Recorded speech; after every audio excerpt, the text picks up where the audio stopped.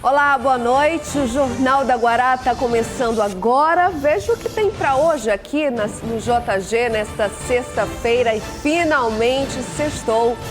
22 estudantes selecionados para a nova edição do Parlamento Estudantil passam um dia inteiro como deputados estaduais. A gente passa por esse teste, mas a gente sente aquela vontade, aquele prazer. Eu acredito que se eu conseguir mesmo, eu vou tentar ser uma deputada. Deputado federal Eduardo Braide deixa o PMN e assina filiação ao Podemos. Governadores do Consórcio Interestadual para Desenvolvimento do Brasil Central anunciam convênio com o Banco de Brasília para disponibilizar R$1 bilhão em créditos para empresas dos 7 estados, entre eles o Maranhão. O corre-corre dos consumidores para Black Friday. Shopping e supermercado abriram à meia-noite. Foi vantajoso? Foi sim. Ontem estava de 400, hoje estava de 200. Tá bem em conta.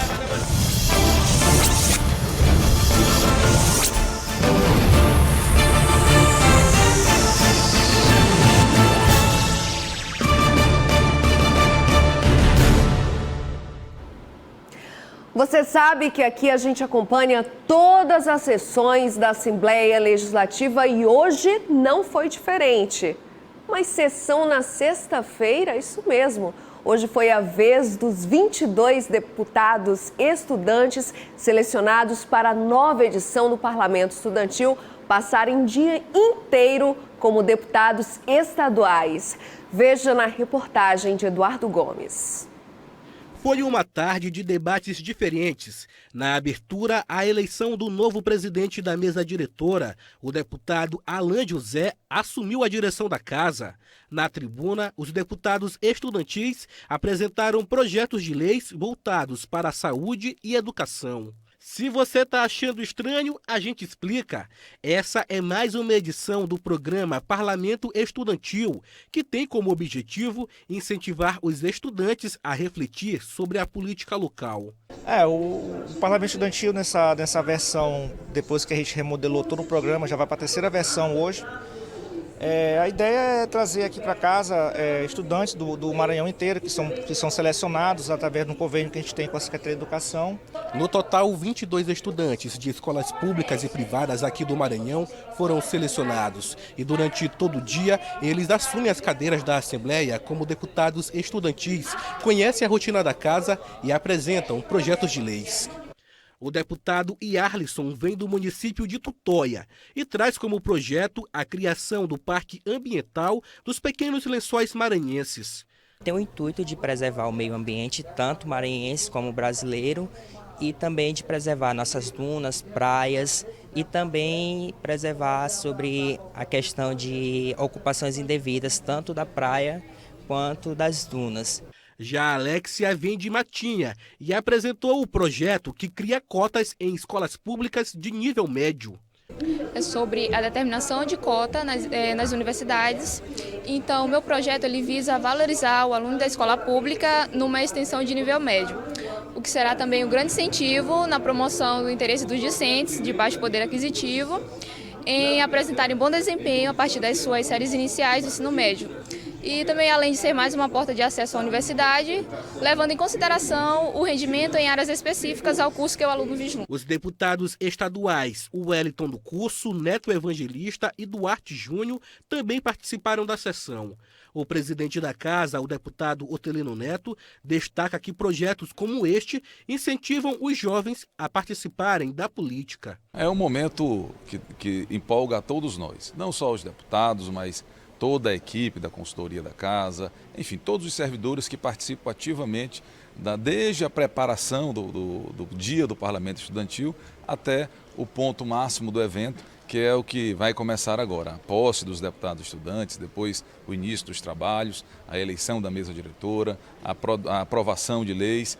Enfim, é um momento que nos deixa muito feliz ver essa estudantada toda aqui participando da vida política. E a ideia deu certo. A Alexia gostou tanto da experiência que já pensa em entrar na política futuramente.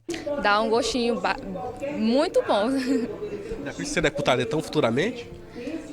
A gente passa por esse teste, mas a gente sente aquela vontade, aquele prazer. Eu acredito que se eu conseguir mesmo, eu vou tentar ser uma deputada.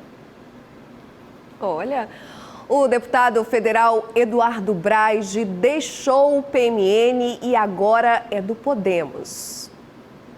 Auditório lotado para receber os novos filiados do Podemos. O deputado federal Eduardo Braide chegou acompanhado da presidente nacional do partido, Renata Abreu, e do senador Álvaro Dias. Olha, uma grande alegria estar filiando uma pessoa como Eduardo Braide no nosso partido.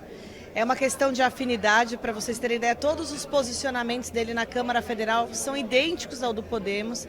Então nós temos muita afinidade ideológica de ouvir a população, de chamar para participar, e estar aqui hoje na filiação dele para a gente é uma honra. Uma perspectiva de poder para o partido, um partido que quer ser diferente, uma ferramenta política à disposição da sociedade para promover mudanças no país. Isso começa no município.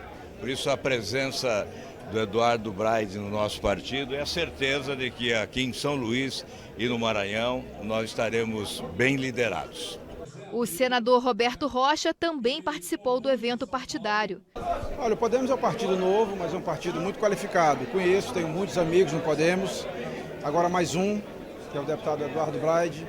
No Senado nós temos o Podemos, um partido muito grande, uma bancada muito grande de senadores muito qualificados. Eduardo Braide é advogado formado pela Universidade Federal do Maranhão. Em 2010 foi eleito deputado estadual com mais de 26 mil votos pelo Partido da Mobilização Nacional, PMN, partido o qual foi presidente estadual em 2011. Nas eleições de 2018 foi eleito deputado federal. A continuação da minha independência política que eu sempre tive aqui ao longo dos meus 2 mandatos de deputado estadual e o primeiro mandato de deputado federal, um partido que cresce muito em todo o Brasil, tem a 2ª maior bancada no Senado da República, que cresce agora na Câmara dos Deputados, mas acima de tudo um partido que respeita as posições daqueles que lá estão filiados. Então as posições em relação aos meus votos, as minhas opiniões, a possibilidade de conversar com todos os atores da política em todos os campos, ou seja, o Podemos é isso, um partido independente, e eu tenho certeza que nós podemos fazer muito por São Luís, pelo Maranhão e pelo Brasil.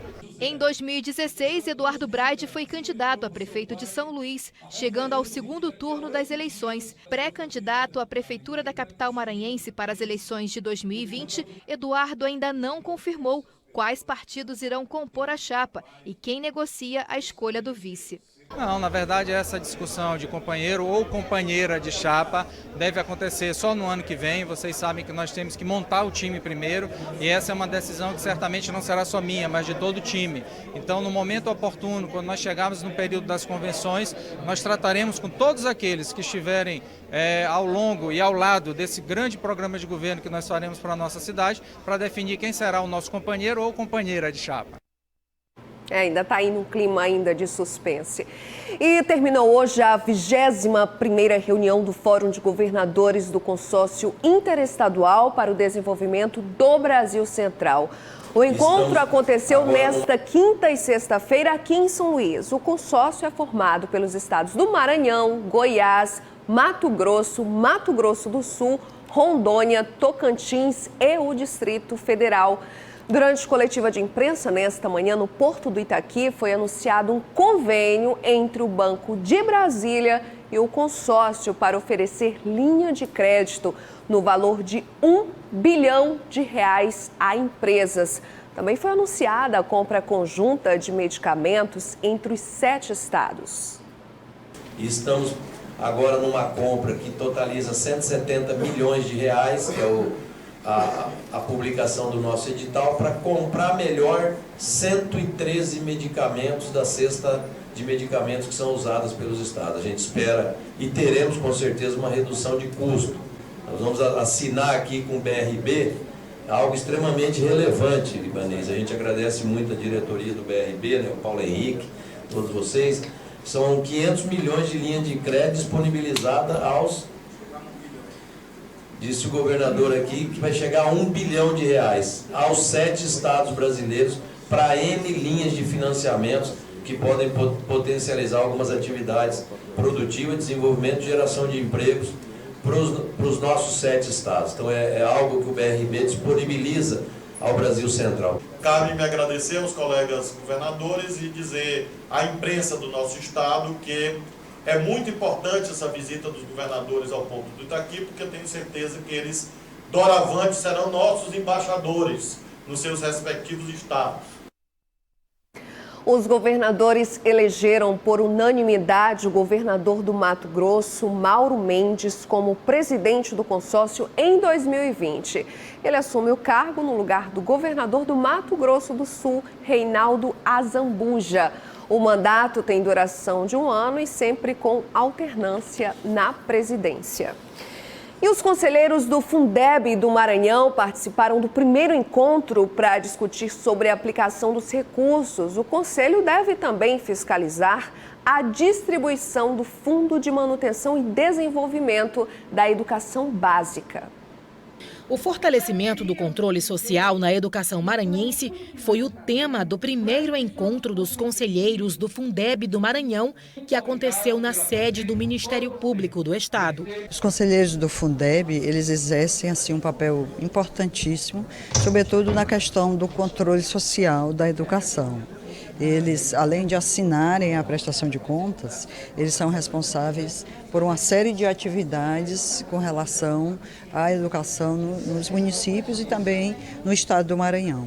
A Lei 11.494 de 2007 regulamenta o Fundo da Educação Básica e de Valorização dos Profissionais da Educação e estabelece que o acompanhamento e o controle social sobre a distribuição, a transferência e a aplicação dos recursos do Fundeb devem ser exercidos por conselhos instituídos, especialmente para esse fim.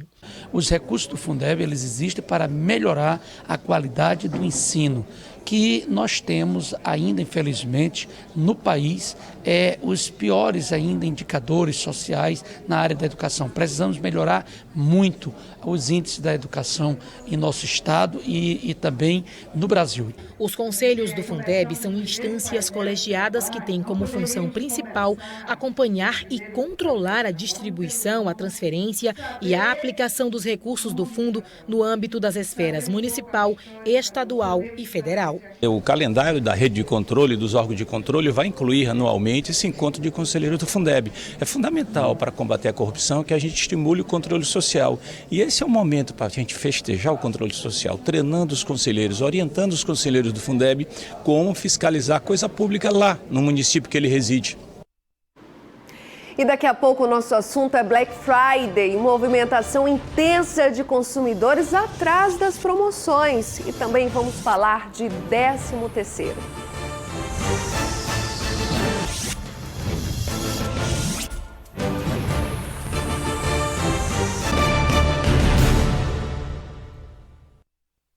Quem aproveitou a Black Friday não tem desculpas para ficar de fora da maior promoção do ano, porque as lojas abriram bem cedinho, nas primeiras horas do dia, como uma grande rede de supermercados daqui de São Luís, que está nesse ritmo, olha só, desde meia-noite. A repórter Elinalva Cardoso acompanhou o corre-corre dos consumidores em dia de descontos. O maior centro comercial de São Luís amanheceu lotado. Na Rua Grande, mal dava para se movimentar em meio à multidão que caminhava apressada para acompanhar as promoções da Black Friday. Os preços são ótimos. Está levando aqui um produto, né? Forno elétrico. É? Assim, foi vantajoso? Foi sim. Ontem estava de 400, hoje estava de 200. Está bem em conta. Quem encontrava o objeto desejado comprava até mais do que conseguia carregar. Meu filho veio buscar. Okay. E assim, e o preço? Estava valendo a pena? Estava, de 349 por 199. Nas lojas de eletrodomésticos, empurra de consumidores à procura de vantagens. Neste supermercado, filas quilométricas. 3 lojas da rede abriram à meia-noite desta sexta-feira.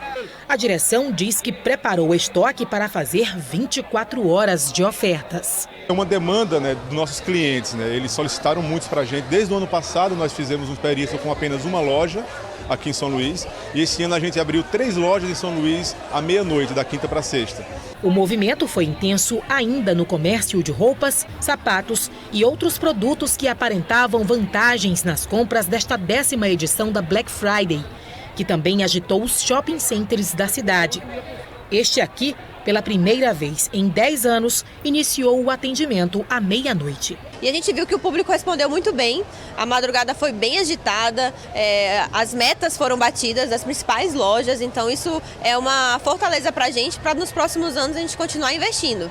Além disso, a gerência ofereceu uma série de vantagens, como estacionamento grátis durante um período do dia e uma ação digital, com descontos de até 95% em produtos para quem usasse o aplicativo do shopping. E a ação digital é uma ação para trazer realmente o público para o shopping. A Black Friday foi criada em 2001 nos Estados Unidos como um dia de descontos em lojas de varejo. 10 anos depois, a data chegou ao Brasil. Começou apenas no comércio online. Depois, se expandiu para as lojas físicas.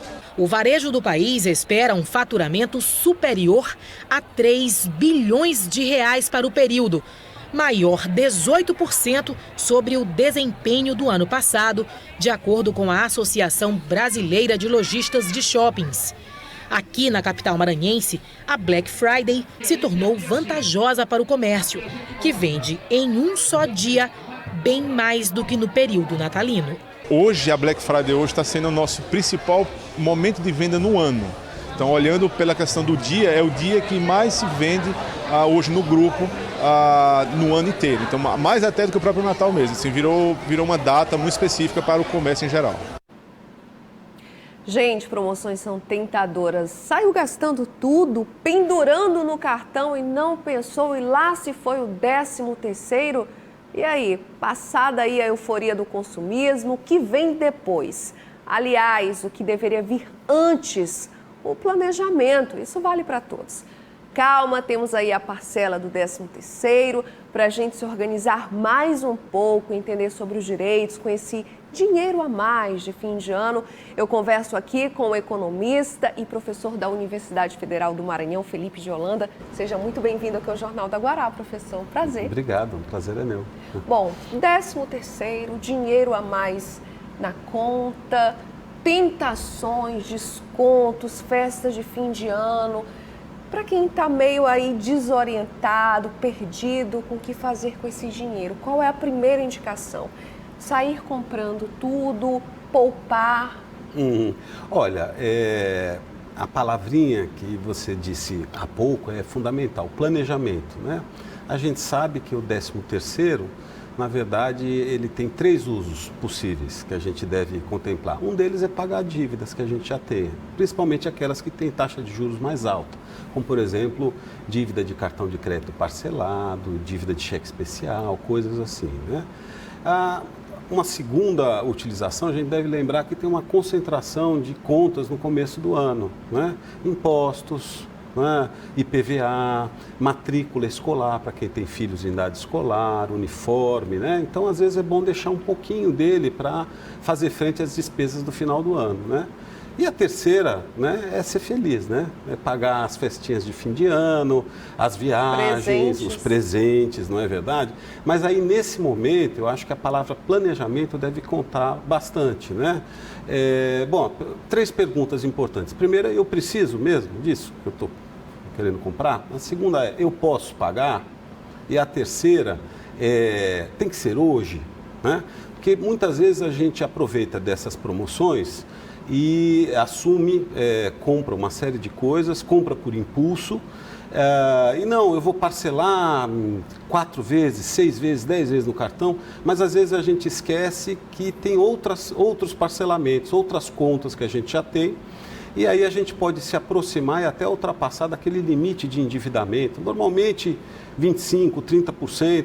Acima disso, se você tiver com dívidas que consumam mais do que 30% daquilo que você ganha, você pode entrar numa situação financeira desequilibrada, né? Aproveitar aqui a sua presença como economista também, professor, o que é indicado hoje na situação atual do país? Poupar para comprar à vista, no débito, ou fazer o parcelamento? Olha, em geral, comprando à vista, quando a gente consegue ter um desconto, dizer assim, olha, eu estou pagando à vista, você me dá desconto, costuma ser vantajoso. Nem sempre é possível fazer isso, né?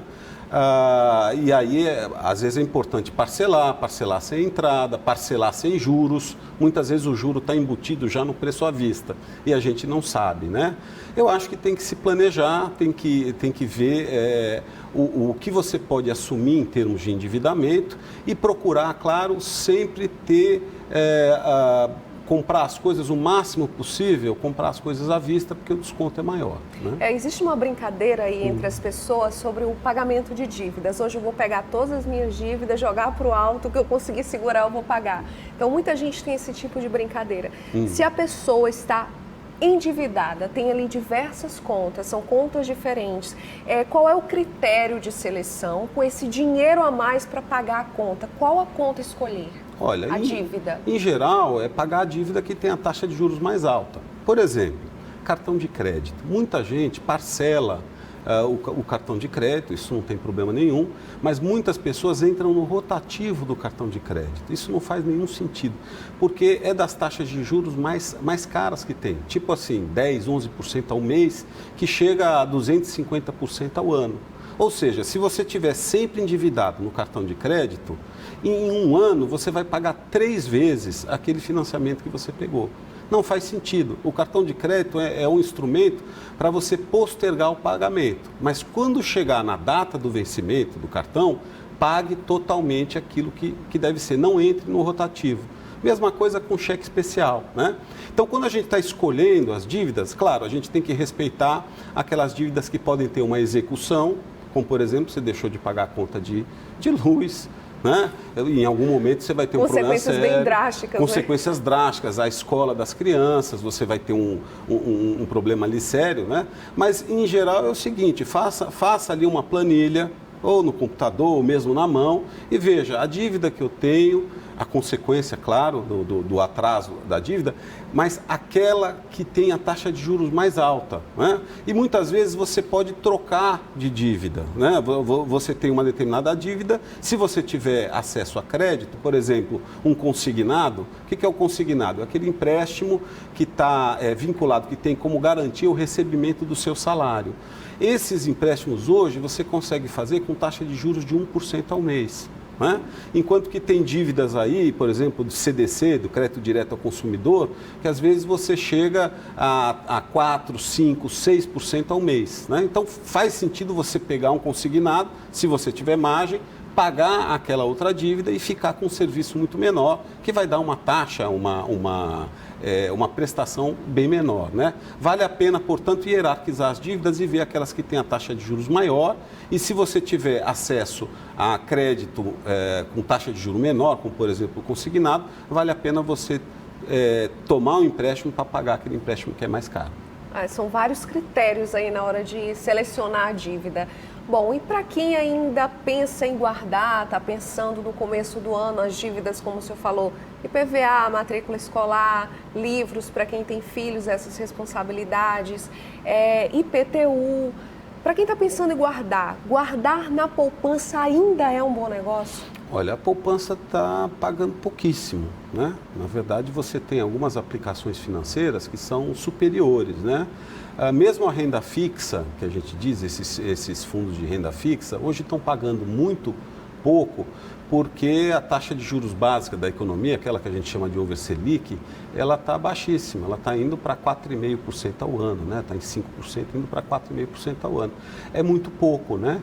Então, agora depende de qual que é o seu horizonte. Se você vai precisar do dinheiro daqui a 2, 3 meses, então vale a pena ir na poupança mesmo, né? Que tem um rendimento pequeno, mas tem algum rendimento. Agora, se você vai poder ficar um tempo a mais com dinheiro, vale a pena ir até o teu banco, conversar com o teu gerente, né? E perguntar quais são as opções que tem para que você possa ter um rendimento um pouquinho melhor.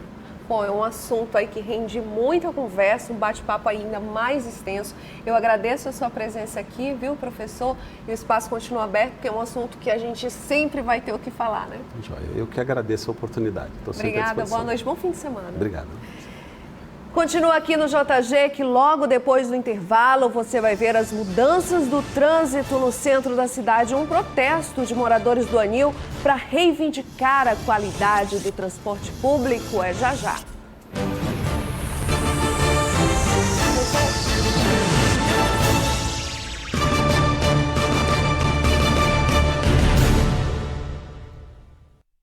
E quem costuma ir ao centro de São Luís não se assuste com as alterações do trânsito por conta das festas de fim de ano. Mas as mudanças das praças Dom Pedro II e Benedito Leite só valem aos fins de semana, às sextas, sábados e domingos, até o dia 6 de janeiro.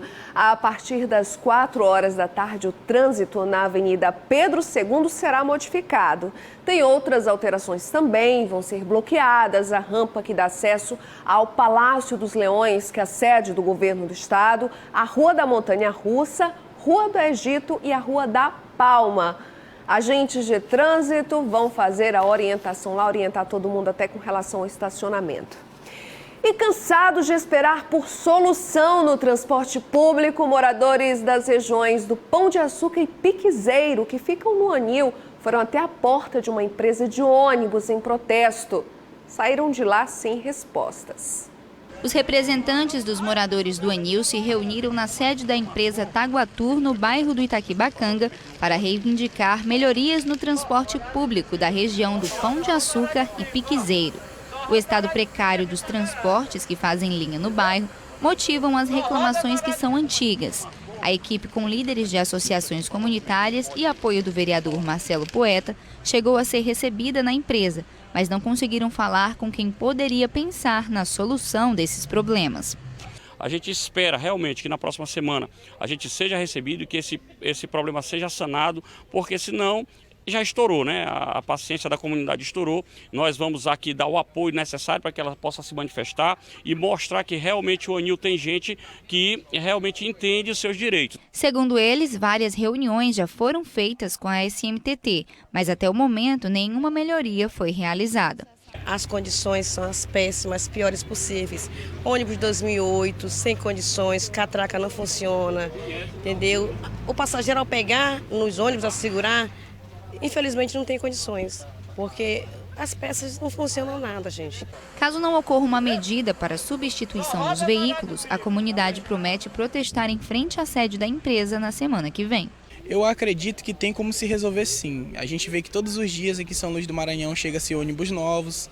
Esses ônibus novos eles são distribuídos em vários bairros, em vários setores. O que está faltando é um pouco mais de pulso da nossa população, que é isso que a gente está tentando fazer aqui, para que pelo menos alguma parcela desses ônibus novos venha a estar sendo colocado nas nossas vias, dentro do nosso bairro, para que a gente possa estar usufruindo. Essa semana, outra situação com motoristas que trabalham no consórcio Upauaçu ameaçaram cruzar os braços por causa de salários e benefícios em atraso. Em nota, o Sindicato das Empresas de Transporte informou que, em relação às condições dos ônibus que circulam na região do Anil, assim como na capital, a responsabilidade é da Secretaria Municipal de Trânsito e Transportes. A nossa produção procurou a SMTT, mas até o momento não obtivemos uma resposta. Você sabia que tem um dia certo para a montagem da árvore de Natal? Depois do intervalo a gente vai te contar um pouco sobre isso. Logo mais tem também a Ana Tereza para falar de esporte aqui no JG. Fique agora com a Tábua de Marés para amanhã.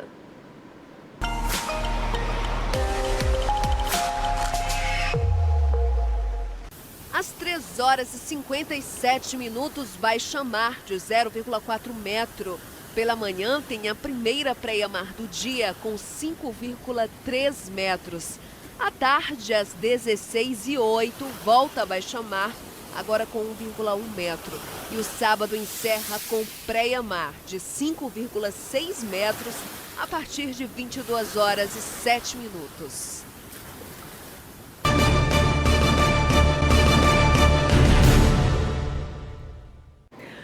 O esporte agora pede espaço aqui no JG, a gente vai falar de futebol e é claro que a Ana Tereza já está aqui com a gente para falar. Ana, A Copa FMF já está em clima de decisão, né? Boa noite para você, bem-vinda. Pois é, Bianca, obrigada. Boa noite a todos que acompanham aqui o Jornal da Guará. Pois é, a gente fez até uma tabela aqui para falar dos jogos desse fim de semana, que são jogos decisivos aí, para saber quem vai ser o nosso representante, o próximo representante na Série D do Brasileirão. Olha só, amanhã, sabadão, a gente tem MAC e Santa Quitéria, 3h30 no Castelão. O MAC tem a vantagem do empate, pode perder também por 1 gol de diferença. E domingo a gente tem Pinheiro Juventude, no Pinheirão, 3h30 da tarde. A situação complicou um pouco por até então invicto Juventude, que perdeu por 3-1 para o Pinheiro.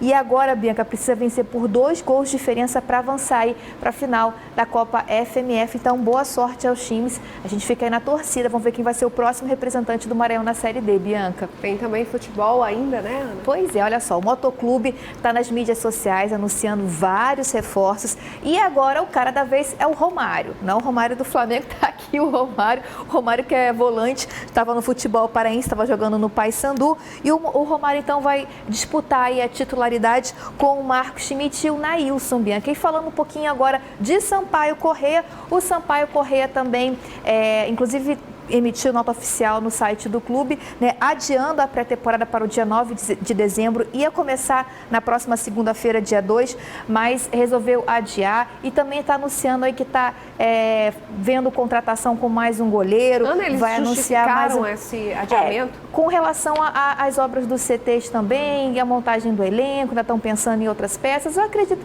que seja bem por isso. E assim, o Sampaio já está com um planejamento bem fechadinho, né? Inclusive, quando o presidente Sérgio Frota foi falar do novo Sampaio, já apresentou uma lista com os 20 jogadores. Então, está um encaminhamento maior que o Motoclube. Mas o Motoclube já está também anunciando nas mídias sociais vários reforços e o Papão tem previsão aí para retornar à pré-temporada, né, no dia 19 de dezembro. Então, o Sampaio começa mais cedo, começa no dia 9, Bianca. Boa, Aninha, sexta-feira. Eu ainda vou continuar aqui o jornal. Queria agradecer a tua presença aqui. Bianca. Aproveite muito bem a sua sexta-feira. Obrigada. Que, aliás, é seu aniversário. Opa, viu, obrigada, Bianca. Parabéns. Tudo de bom na tua vida. Amém. Viu? Obrigada. Saúde para todos nós. Marés também. Viu? Muito obrigada. Saúde para todos nós. Obrigada. Obrigada, boa noite. Aninha. Aproveita aí seu fim de semana. Obrigada.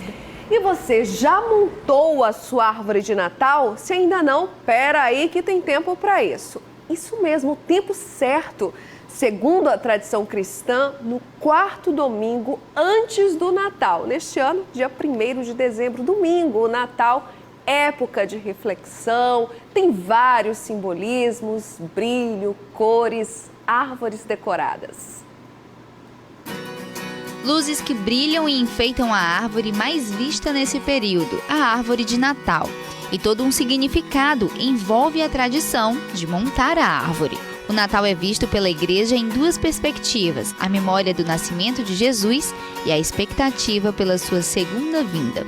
O Natal é uma festa grandiosa, porque ela relembra o nascimento de Jesus no dia 25 de dezembro e ela nos prepara para a parousia, que é a segunda vinda de Jesus de forma gloriosa. Para comemorar esse importante nascimento, a igreja prepara os seus símbolos.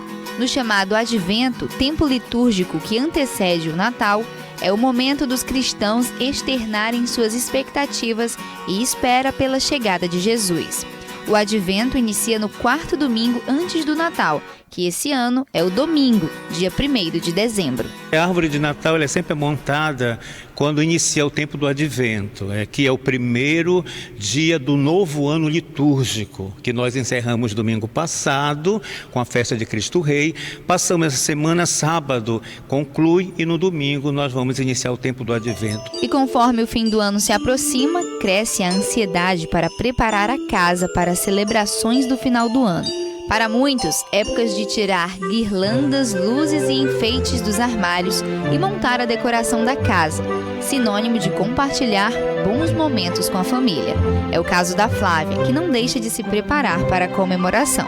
Quando eu morava na casa da minha mãe, eu fazia questão de armar a árvore de Natal lá. Depois que eu casei, que a gente veio para nossa casa, eu não tinha nada em casa, porque eu casei no final do ano, mas eu comprei uma árvore. Segundo a tradição, o pinheiro verde manifesta a cor da esperança. Pisca-pisca, as estrelas que iluminavam a manjedoura. As bolas simbolizam os bons frutos, o Papai Noel, a bondade, e a ponteira, a estrela principal. Eu, como sou católica, sou cristã, não teria sentido nenhum tudo isso se não for pela simbologia, né? Eu sei que muita gente às vezes vai pela questão da decoração, porque é bonito e tal, mas eu acho que o mais importante mesmo é o que está ali em torno desse momento de você se reunir próximo de uma árvore de Natal, na noite do Natal. E se tem dia certo para montar, tem também para desmontar.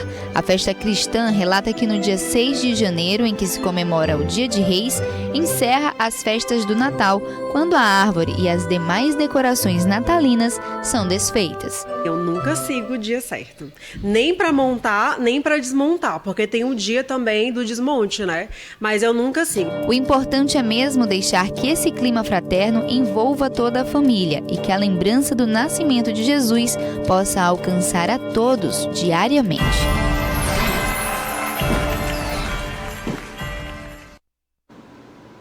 Agora sim, sextou. Aproveite bem o seu fim de semana. E na segunda-feira eu tô de volta e conto com a sua companhia, viu?